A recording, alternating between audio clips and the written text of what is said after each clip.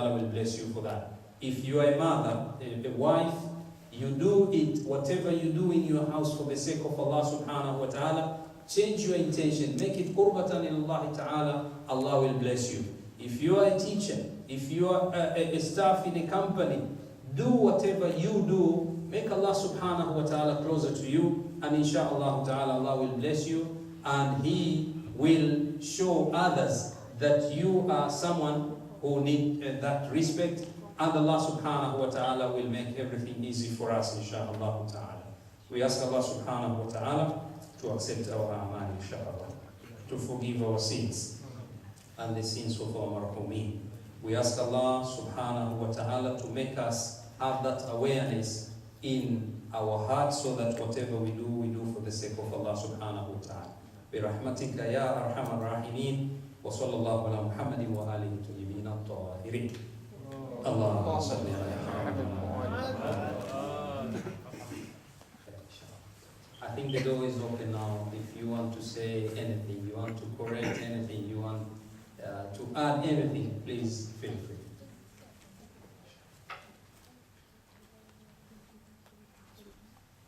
I have a question. I think you were talking about niyat quite a lot as a topic.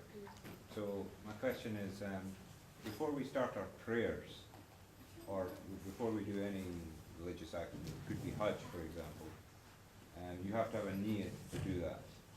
So before you actually start praying and before you say takbir, what is the process for that? For example, do you have to say, we've been taught to say which prayer you're saying aloud, or is it enough just to think, okay, I'm going to say my prayer, and you start from there and you're ready? Yeah, the question is about niyyah. If you open the books of fiqh, you will see it clearly. They say that you need intention for any deed or action or amal which is qurbatan ilallah ta'ala. Now, any ibadah specifically, you need niyyah, intention. But they say niyyah, its place is qalb. Niyyah, its place is heart, not mouth. Heart. So whatever you intend, you don't need to say it. Saying it is just to make sure that I'm aware of what I'm doing. And actually they say again in the fiqh books that by saying it, by having it in your mind, is that if someone comes and asks you, brother, what are you doing? Your answer should be, I'm doing this. That awareness should be there, and that is intention. So if we take the example of salah, before you start your prayers, you need to remember that I'm going to pray which salah? Dhuhr, very clear. So I'm praying Dhuhr, 4 rakats, qurbatan ilallah ta'ala. You don't need to say. If you say, it's very good because it's very clear. But if you just intend and then you stand and say Allahu Akbar without repeating, saying it, that's more than sufficient. And each ibadah, that should be the way. They say, for example, you are coming from home to Sakina Trust for Salatul Jum'ah. That is intention. So you reach here, walking or by car, you park your car, coming from that door up to here, it means that your intention is very clear, I'm going to pray Salatul Jum'ah. So that is more than sufficient. But then you stand in and you say, I'm praying Salatul Jum'ah, qurbatan ilallah ta'ala, is more than sufficient. It means that you are aware of what you are doing, and that is intention. Okay. If there's any more questions, it would be good, because hopefully we can get this more interactive and create some more discussion. Yes, please. I just would like to ask, as a woman, as a working woman, what's my role towards the community when I have my children to bring up, as well as I'm supporting at home? And I'm feeling that, if you've got your role towards your community, how far you can take it. Sometimes you feel that, you've got children, your responsibility is them. If you are bringing children up in Islamic way, isn't that your contribution towards your community? how far, like, what's, according to Islam, what's my duty? Your duty as a mother is to take care of your children. As a wife, to take care of your husband.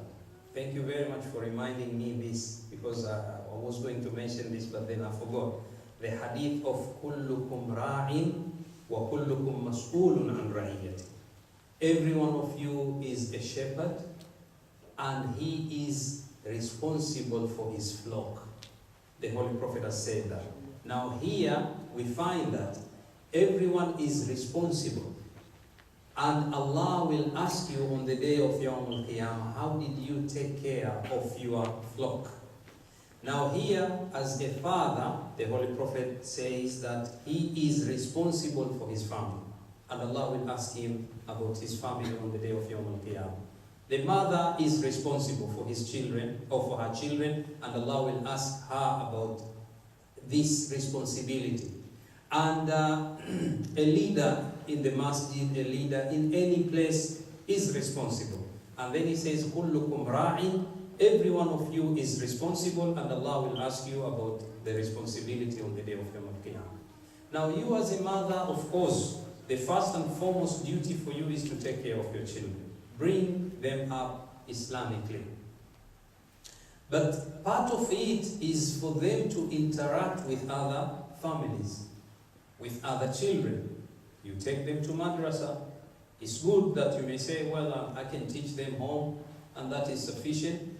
But children need competition in a positive way in order for them to grow, in order for them to use the skills which Allah has created them with, those skills they can use when they meet with other children.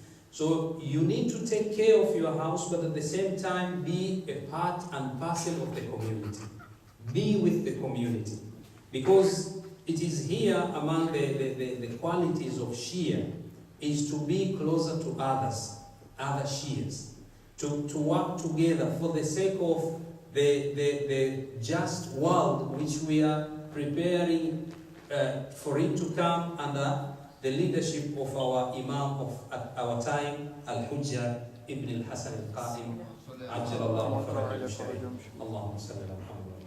So there are responsibilities, so it's up to you to see what can I do here, and in order for me to participate in the community. I don't know if that is... Yeah, that's okay. It's like, I'm a teacher, and I have children.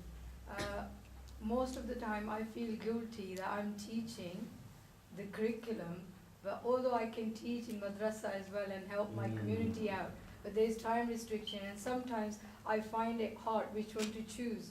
Should I give up that and come this way, or how do I find balance? And the guilt comes, whereas I feel that we both try to do our best, bring the children to madrasa, take them for these sort of sittings and do other things what we can do. So, the guilt when it comes that I could take part in those, but due to time restriction, if you can't do it, how do you tell yourself that, you see what I mean? Yeah, I think the best thing to do here is maybe to make it clear to the other members of the community that I'm part and parcel of this community, but because of time, I can't be in two places at one time, but my services are there. If you want me maybe to write a book, if I have time, prepare syllabus, I can participate in that. And maybe during summertime, summer holidays, I will come and give my services, even though at that time everyone wants to travel to go abroad. So maybe by talking to them, make yourself heard by them, it could help, inshallah. And if there are principles of madrasa, please, that is the message from the system.